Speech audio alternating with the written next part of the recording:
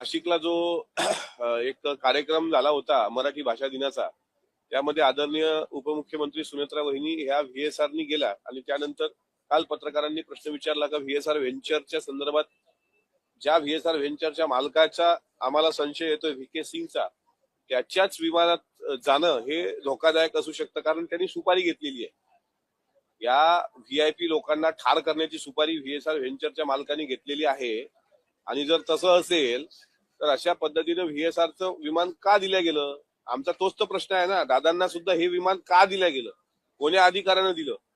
कसं दिलं? 28 तारखेला सकाळी त्याच विमानानं जा असं का म्हणलं? नंतर उत्तर येतं का व्हीएसआरनी सर्व व्हीआयपी त्यांची मुवमेंट करतात, पण ते धोकादायक आहे.